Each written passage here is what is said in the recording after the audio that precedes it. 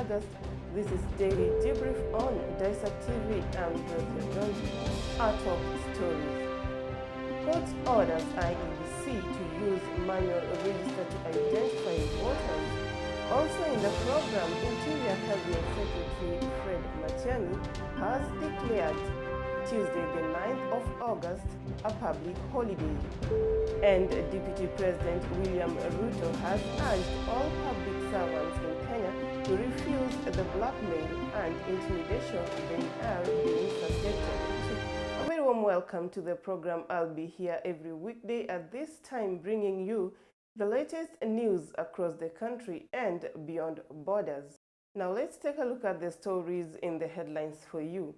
His Excellency President Uhuru Kenyatta has today launched a first agri-hub, Any Kenya Vegetable Oil and Related Products Factory. The establishment of the agri-hub was as a result of a meeting held in Nairobi between President Uhuru Kenyatta and Mr. Claudio Descalzi, the Chief Executive Officer of Eni SPA, an Italian multinational energy company headquartered in Rome. The agri-hub, which is located at Kwakathoka in Makueni County, started production last month and has already employed close to 200 workers, mostly young people from the country. The president also witnessed the removal of Makupa Causeway, allowing the free flow of Indian Ocean water across the new bridge and restoring Mombasa city status as a true island. How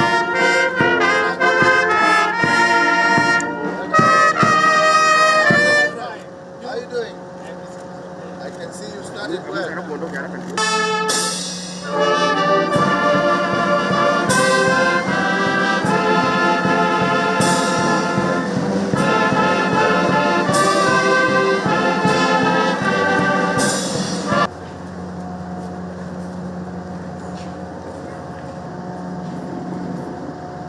And to see how we produce. The possibility to explain everything to you in a briefer way. Of crops. The first one is cast. A Nairobi court has ordered the Independent Electoral and Boundaries Commission, IEBC, to use a manual register to identify voters in the August polls.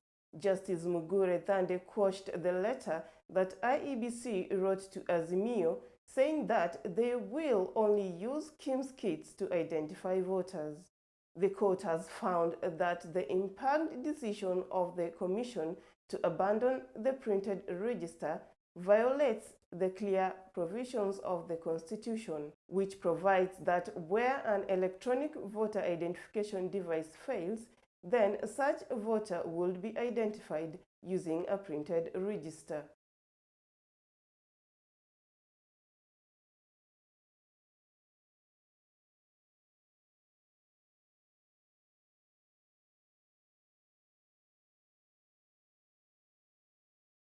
Interior Cabinet Secretary Fred Matiang'i has declared Tuesday, the 9th of August, a public holiday. In a statement, the CS said that this is to enable Kenyans participate in the general election. In the Gazette notice, Matiang'i stated that this will enable Kenyans to participate in the 2022 general elections in electing new leaders. Let's have a report on that. 9th August general election will see four candidates: William Ruto Kenya Kwanza, Raila Odinga Azimio, George Wajakoya Roots Party, and David Wahiga Agano Party battle it out for the presidency as President Uhuru Kenyatta leadership marks an end with a successor likely to be inaugurated in September. In a Gazette notice dated July 29th, Interior CS Fred Matiang'i stated it is notified for information to the public that the Cabinet Secretary for Interior and Coordination of National Government, pursuant to and in exercise of the powers conferred by Section 2(4) of the Public Holidays Act,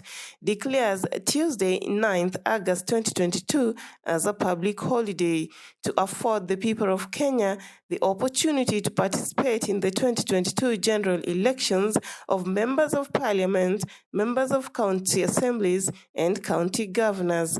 This announcement came even as the retailers Naivas and Quickmart announced that that branches will remain closed on August 9th to allow staffers and partners to vote. The retailers have advised their customers to carry out shopping before the polls to avoid inconveniences during the closure.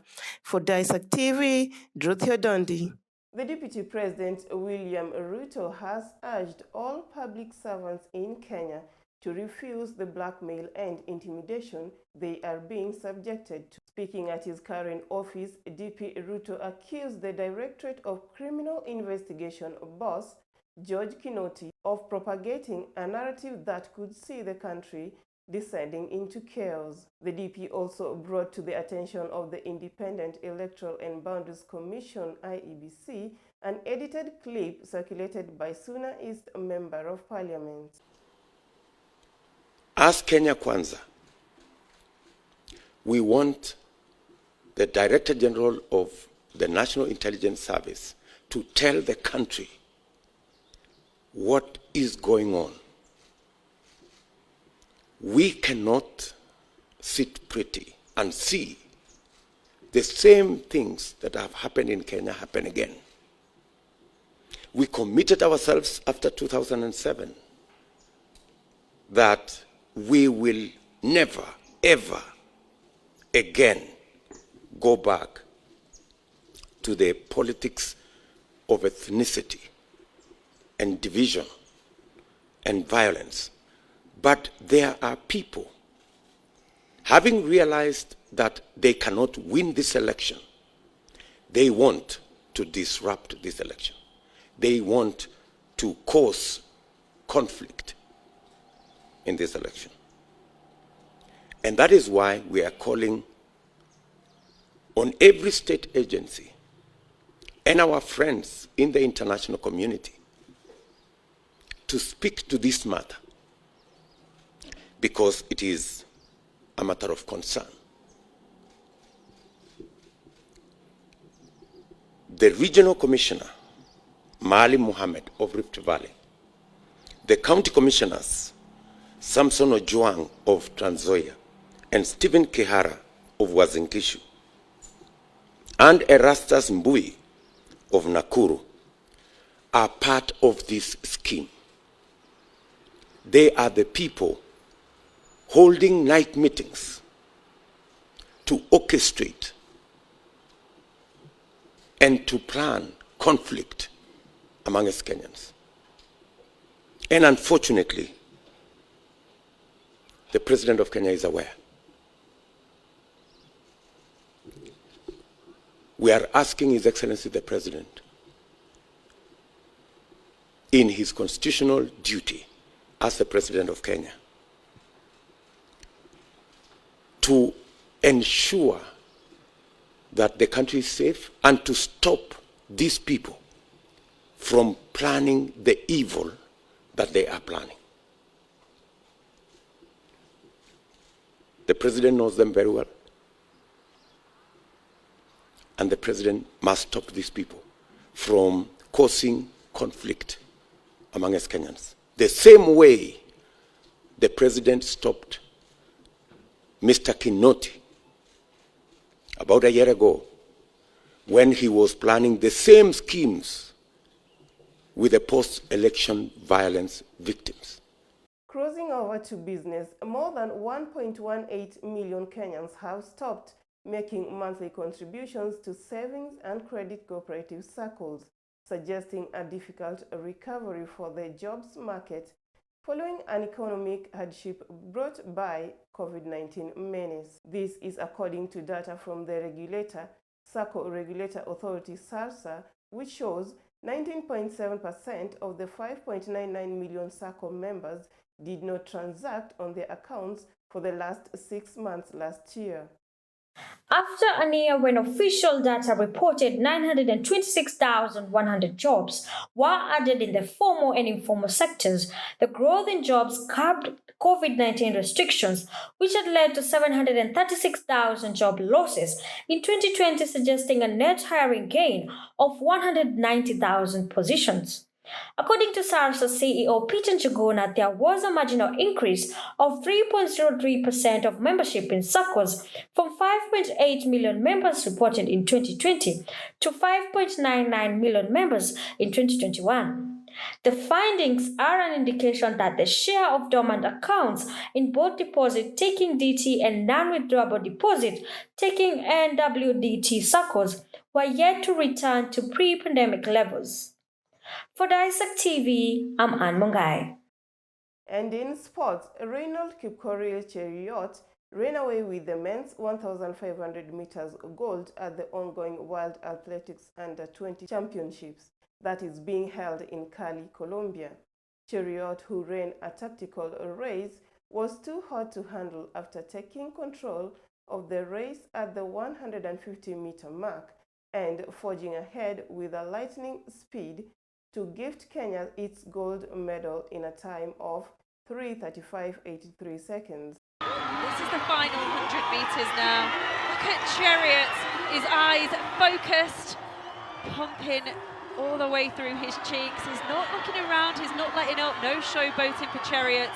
Well, 3:35.83, that's not too far short of his world lead.